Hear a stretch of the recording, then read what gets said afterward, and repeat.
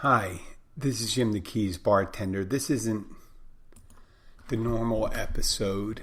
I didn't want to number it. And I don't want, you don't have to do anything actually.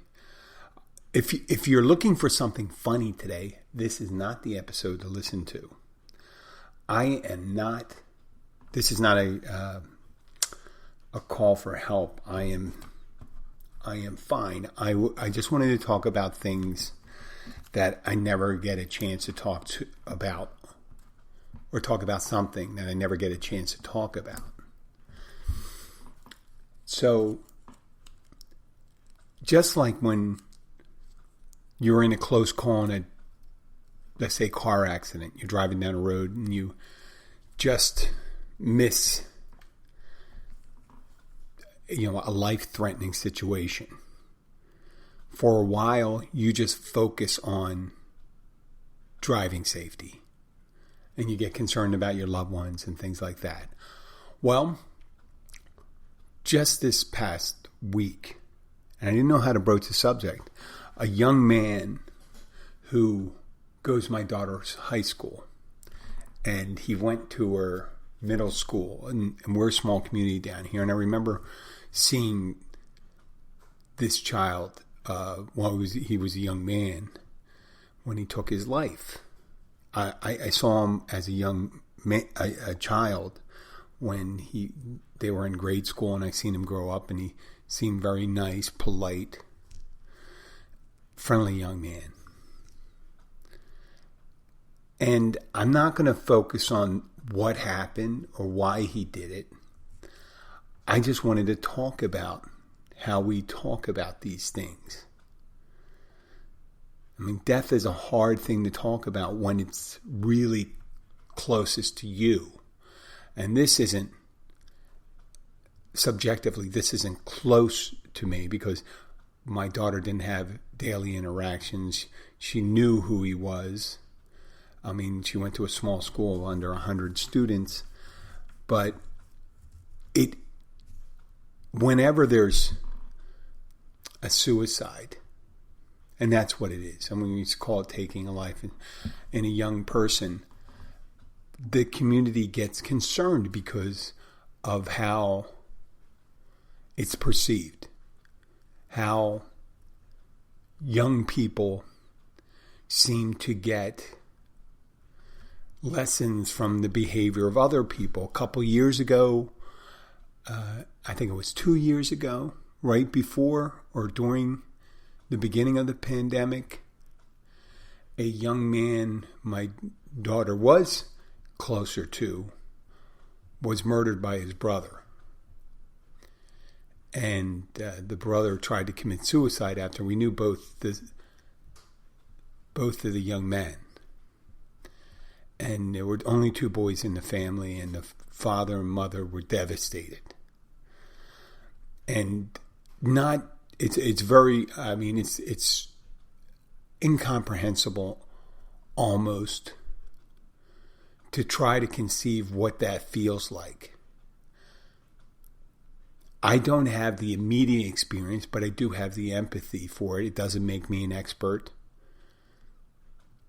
It doesn't make me an expert at all. But I do believe that it's good to talk about things instead of sweeping them under, because the kids will talk about it. The kids definitely will talk about it. And we don't have a seat at that table for the discussion with young people that are close to you, and that's children or nieces, nephews, family, friends. If we don't have a seat at that table to have discussion, then we'll never, sometimes it's too late.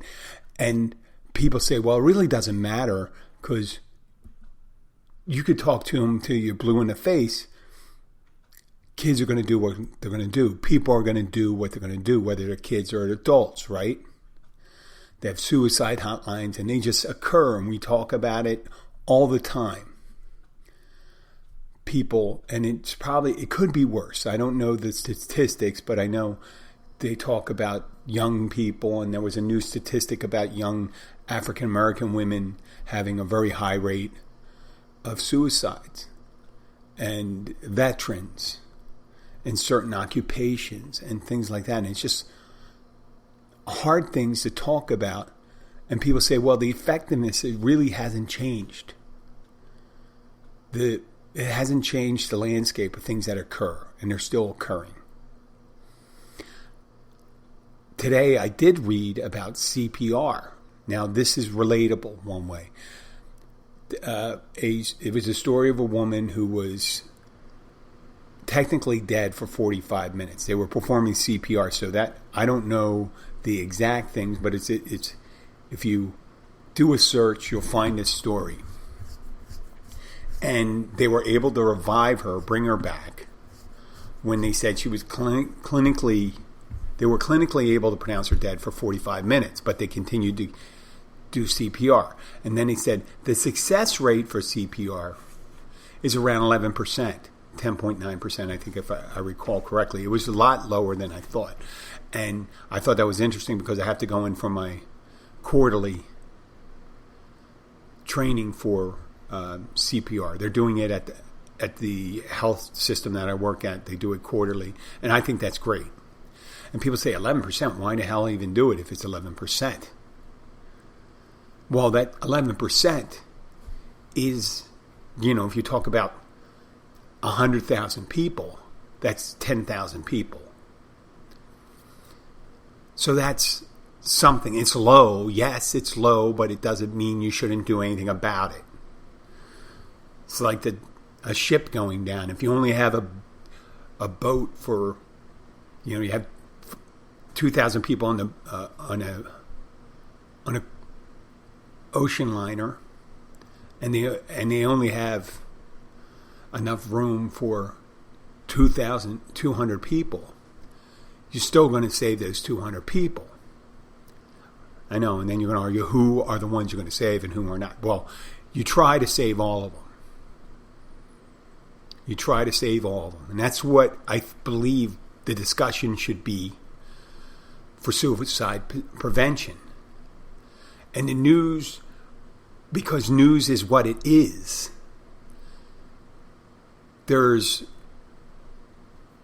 news is generally things that occur that are negative, because that attracts the most listeners.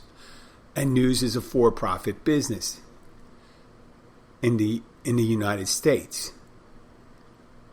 at least. In a lot of places, it could be, if it's state-run media, they may just only do good stories. Like if you're in North Korea, the negative stories will be about everything that happens outside the country, and the positive stories is everything occurring inside. Which, to a point, people say, well, that sounds great. They're just doing positive stories.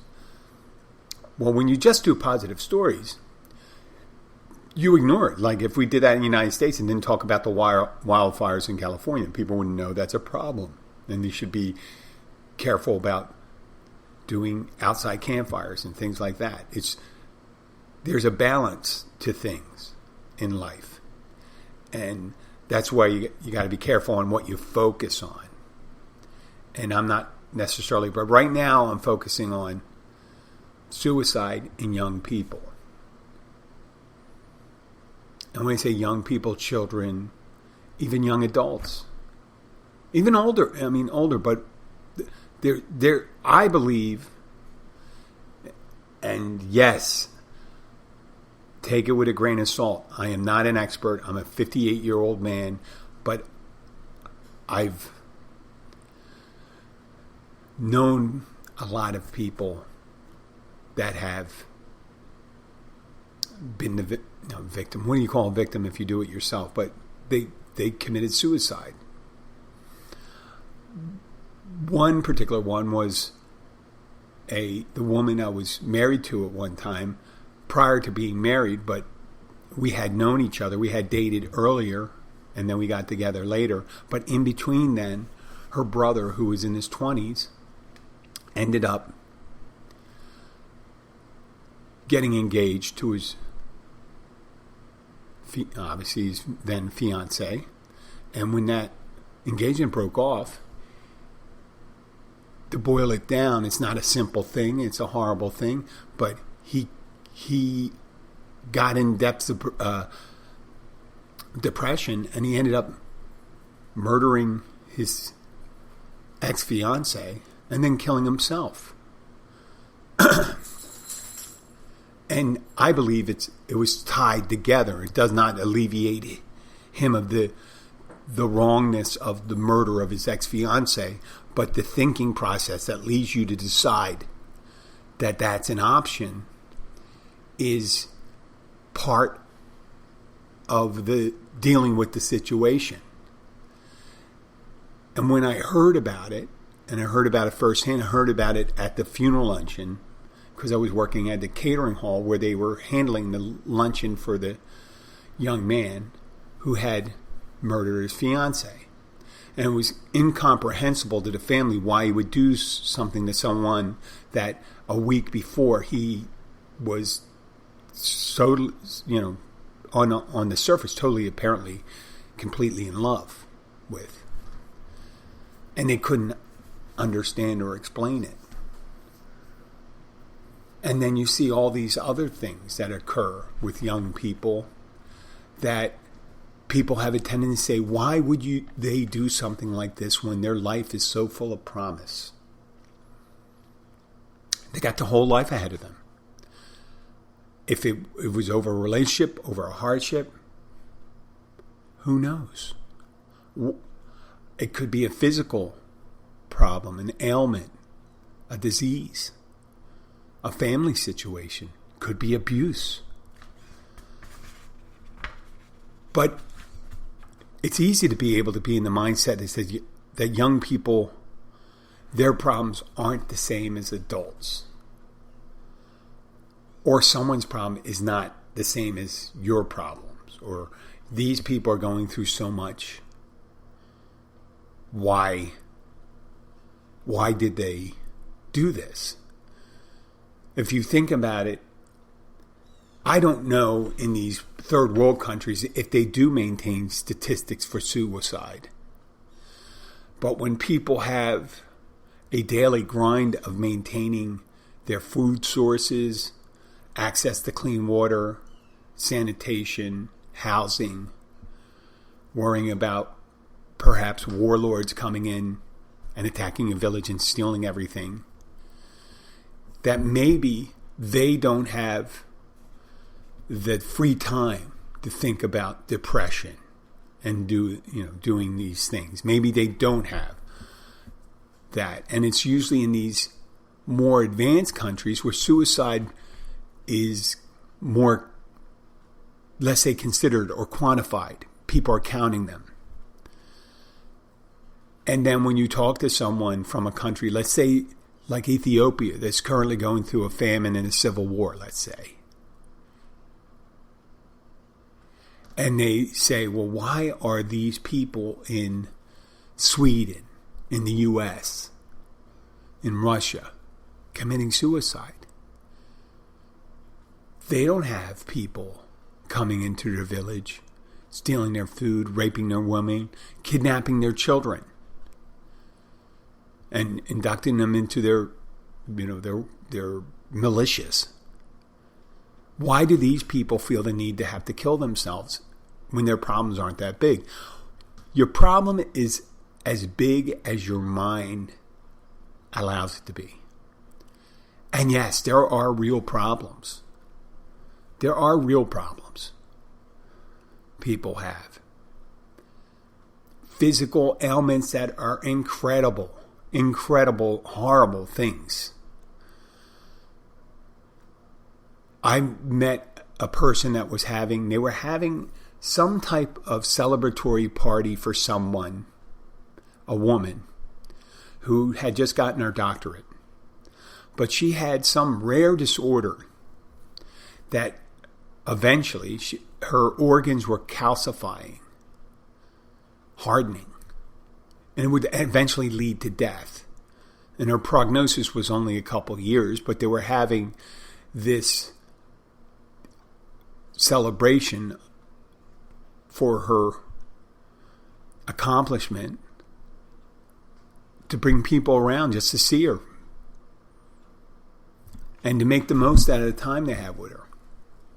And there's other horrible things. Obviously, people that are victims of sexual abuse, veterans with PTSD, people homeless, starving, love loss. People get in romantic relationships, and when they break up, they're so invested in that relationship that when it seems to break down, you build your whole life around it, that there is no further plan for life or happiness. People can't see it. Their mind has been, it's almost like a groove in a record. And they said, well, they can't get out of that groove to see that, take a look at their life and say, well, all I have to do is continue another day, and eventually things will get better. They hear us, don't worry, things will get better. The immediacy of depression is exactly that. It's immediate. It's happening now. And there's no, for some people, there is no horizon. There's no end game. There's no finishing line. It just keeps on moving for them. It keeps on moving. And it's very easy to think that with children, they don't have the life experience to make that decision. And should it be a decision to take your own life? In the tradition I was raised in, the Catholic Church, maybe it was such a problem that they made it a mortal sin. That if you took your life, you were going to be shut completely out, ostracized from the grace of God for all eternity. So obviously, at some time, suicide must have been an issue. But if you think about historically about that, and I don't want to go into depth of it, but the way women were treated, the way peasants lived, the way people were, it was a caste system in the early days of the Christian world. And people just probably saw that maybe this life of suffering isn't for me, and I don't really believe the rest of it. And that penalty, say, listen, we can't do anything to stop you from doing this, but we can tell you that God will never talk to you again. And you'll go to hell, and you'll never be buried in the cemetery. And your children will be, they'll have that scarlet letter, that mark against them, that they're a child of suicide. This idea not talking about suicide, it was a long thing. If you've seen the 50s, they don't really talk about it in the movies sometimes. They kind of make it a taboo subject. And yes, nowadays we can talk about it. We even have names in movies, Suicide Squad, because, obviously they're going on certain mission at certain death. We use it all the time. There were suicide doors on cars. Suicide doors used to open forward on the car. And they said, if you really wanted to jump out, you're jumping forward out of the car. I know it's kind of gruesome. And frankly, I'm depressed talking about this and say, why would you talk about it? Well, I wanted to talk about it because I do the podcast. I want to entertain, but after 5 years, I've had a certain amount of listeners, and I know that I don't always get the chance to talk to them directly. And my audience is my muse, and I try to think about what they'd like to hear. And that's when I talk about the keys and all that stuff. But also, sometimes you need to talk to people about things they don't want to hear. And they say, I hear this all the time. I really don't know why you're talking about it. And I said, well, I have my thoughts on it. And I thought, just like the 10% success rate for CPR, maybe my talk could be 10%. If you can save only 10%, think of Abraham when the angels come to stay with Abraham. If you know the Old Testament somewhat, some angels come and visit Abraham on the way to Sodom and Gomorrah. And they were sent there on a mission from God because they heard about how horrible Sodom and Gomorrah was. And they were going to destroy the city. And Abraham poses a question. If you're going to destroy everyone in the city, there are good people in Sodom and Gomorrah. Will you destroy it? And they kept on mentioning numbers. And he said, no, we won't destroy it if there's one good, or they won't destroy that person. But the gist of the story was not throwing out the baby with the bathwater. So there are good things out there. And one of the things I always thought was education. And experience leads people to really be able to weather storms sometimes. And I have a lot of... It's very tough for someone that was been in let's say one relationship. One relationship. That relationship breaks up and they invested a lot of feeling into it. They may think that's the only relationship there was for them. And they do not think of the world. And they're not open to the world. They're not open to a new relationship in their minds and their hearts. And they can't think of it, they can't mentally conceive that there's a possibility of another relationship just as deep, just as passionate as that other one. And I'm just picking that as a notion. That one notion, if there's a reason for suicide. Another one could be if someone's having physical problems, that they may not be able to conceive that there is still a reason to live. And I'm not suggesting it's another issue when people are suffering so much pain at the end of life. That's a different issue. Wouldn't consider that. I think they should call it something other than doctor-assisted suicide. But there's a way of alleviating pain. We do it for animals. But we don't want to do it for people. I think part of it is because we invest too much feeling in them and stuff like that. And that sometimes is a selfish reason we keep people living when they're not experiencing a positive quality of life at all. It's total suffering. And maybe if they're aware and they're able to say that they want to stay around for that, then that's another issue also. But talk about experience. A sexual abuse survivor. If all they experience is horrible sexual abuse, violence, their whole life, it's hard for them to experience life without that. And that there is a positive relationship. And there isn't a life filled with physical abuse or homelessness or anything like that. So that experience allows people to say, I remember a time when I've been in love many times. Many times.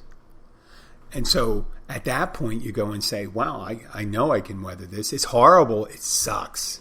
It's bad. I'm sad. My relationship broke up. I don't mean to take it lightly. I mean, even people that have had that experience sometimes think this is different. It's different for some way. That's where empathy comes along. Empathizing. Being able to feel someone else's, or being able to relate to someone else's feelings, their pain, their suffering, to be able to appreciate that they're going through something difficult, arms you against that occurring to you. I remember when this happened to my cousin, let's say, for example, I'm just making this up. This happened to my cousin, and they made it through. And I felt so bad for them, and they're happy now. They're happy now. And people have survived horrible things, and And if you have empathy, you're able to go through that. You're able to go outside yourself. Being able to go outside yourself is another tether to tying yourself to this world. If you're able to empathize with your loved ones, even when they're angry with you, they wouldn't want you dead. And if you love your family and you care about them, you necessarily wouldn't do that. That's another tie to keeping you from doing the most unthinkable thing. Committing suicide, empathizing with your family, your friends, the people that love you. The people have yet to meet you and love you.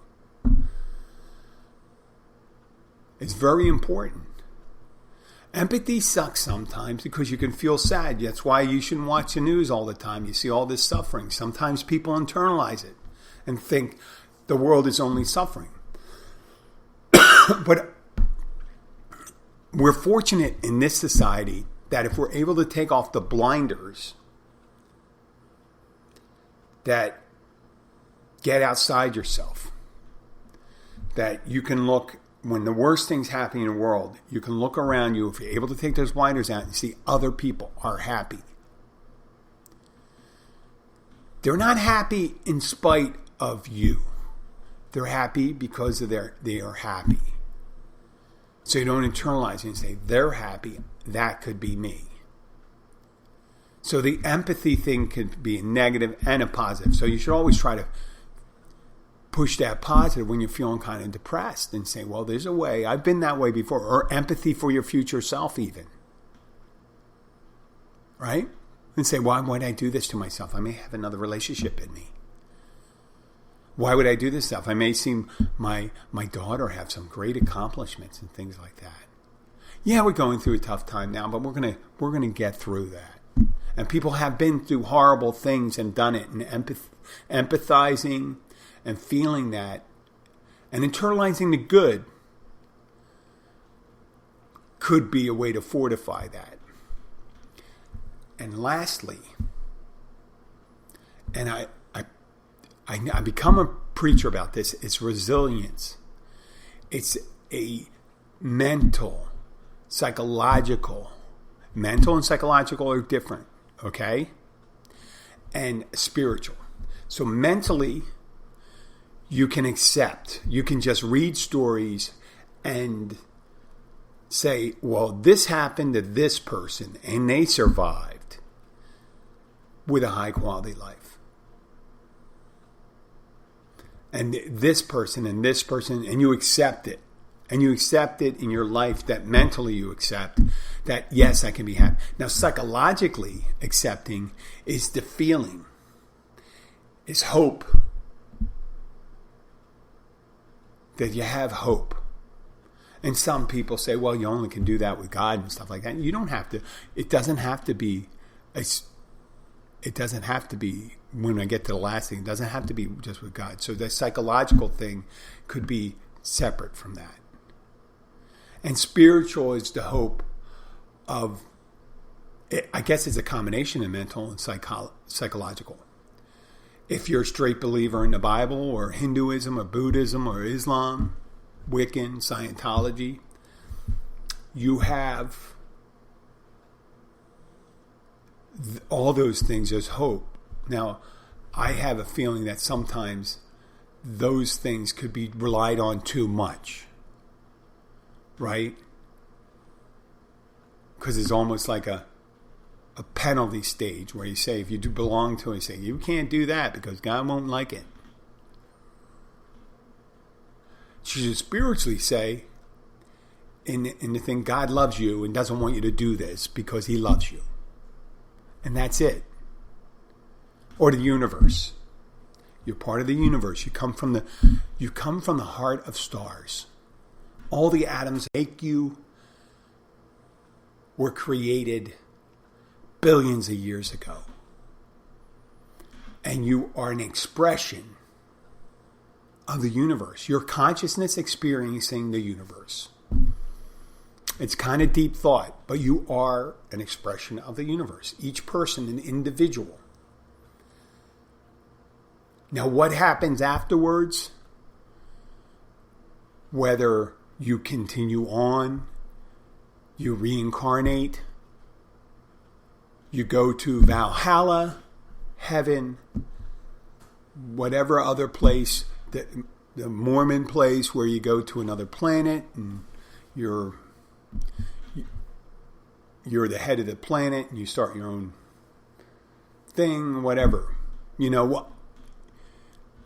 If that's the last straw that has to hold you back, then that's a good one too. Anything that maintains that life, as long as it doesn't promote suffering in other people.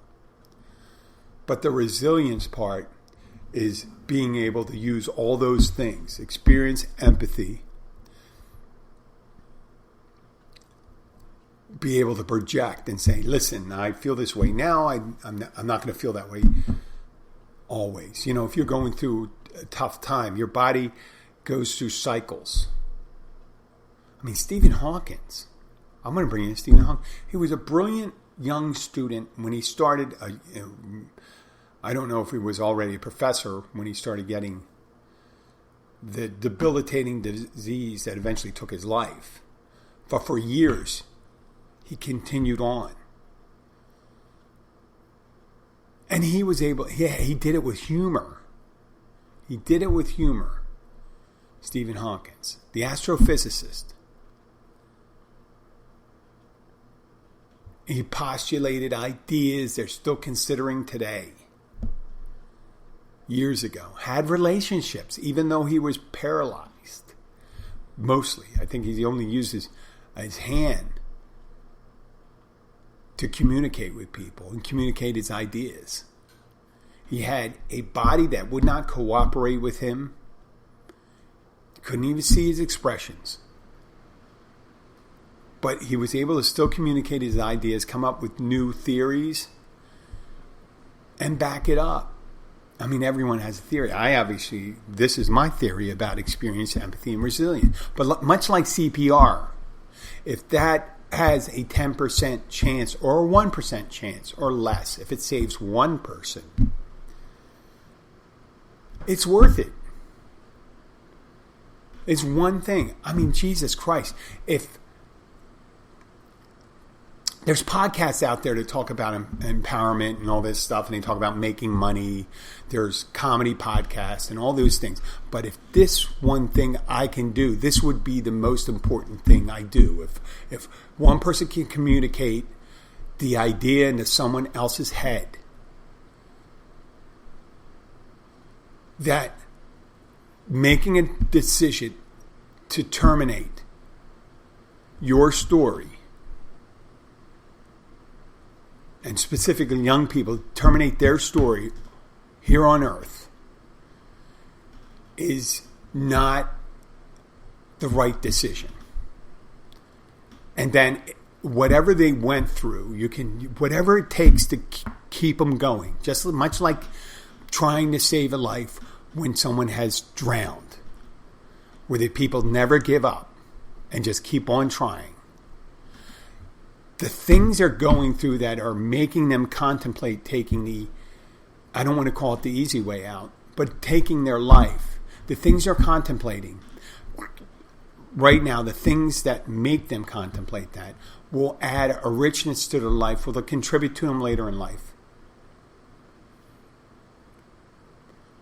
Right? When they get older and you say, I can't believe at this time I seriously considered that. I can't believe I seriously considered that. I have, and it's misconceptions, and I believe life can be, we make decisions because of misconceptions. I tell people about moving to be happy, picking another relationship to be happy. Happiness is an internal job, meaning your decision. It's a personal decision, I think, most times. And if you kid yourself, you're happy sometime, but that illusion of happiness could be enough. Could be enough. But real happiness is a decision. I believe that. And we things that occur aren't necessarily real. Your brain's interpreting that for you. At one time when I was in my 20s, I was living at home, and I was drinking a lot. You know I had a drinking problem. And one day, the screen was off in the back of my house. We had, in Philadelphia, we had a 3-story twin home. And the back door to our backyard, the screen door was taken off, and it looked like someone was trying to break in. And my father and I, and at that time it's just my father, I, and my grandmother. I was in my 20s, I was one of those guys that couldn't failure to launch, right?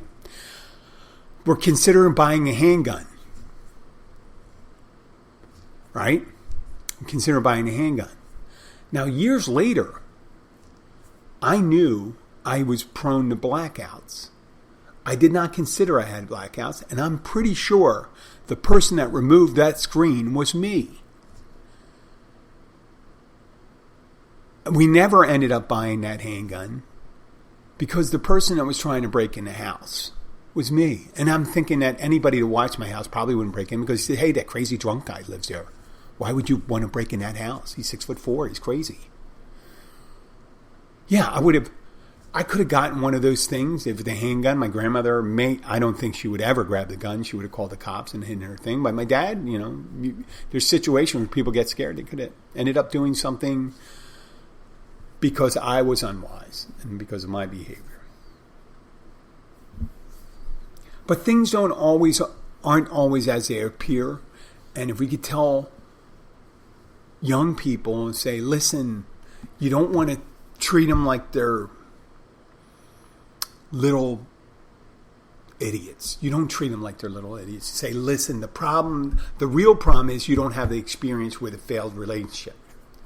And life is a series of failed relationships. There's some people that stay in one relationship, yes, but that's a rarity. Most people go through multiple relationships. Some go through some go through a lot. When I say some is few.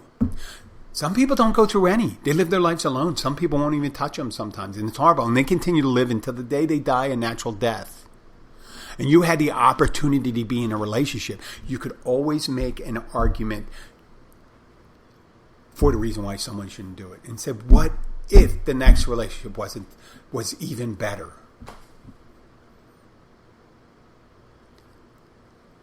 So I know. You say, Jim, you're not qualified to do this. Well, I'm qualified to talk. And that's what people need. They need to talk. And if someone's contemplating that, there's very rarely a thing you could say if you're talking positive that would convince them to do it on top of that. You could either have no effect or you can have a positive effect. Delay it for a day or two. Wait 24 hours. And tell them the next day, wait 24 hours. There's always something you could say.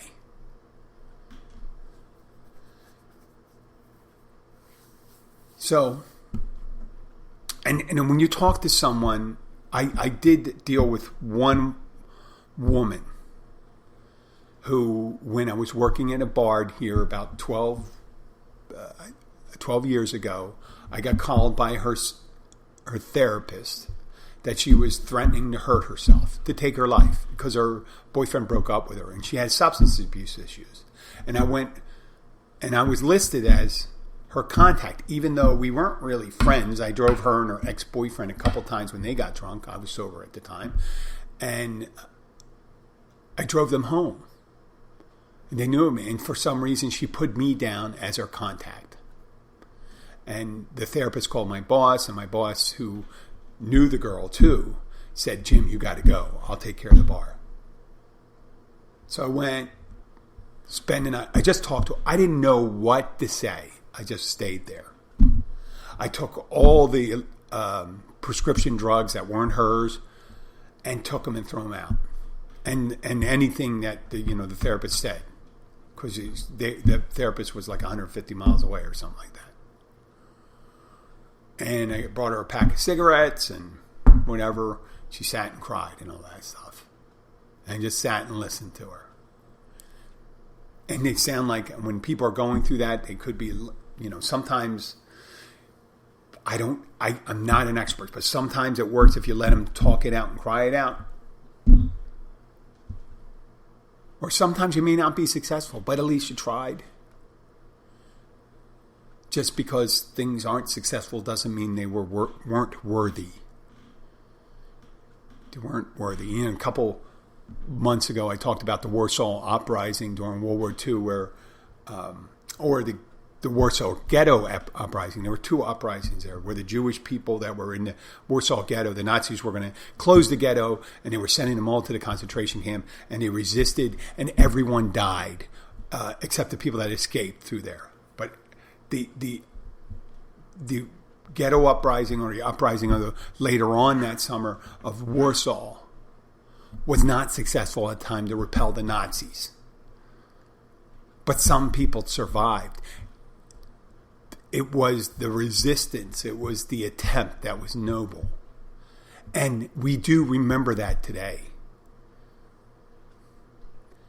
So whatever we can do, we should do it. And we should try. We should not just let it go. We shouldn't stay silent of it.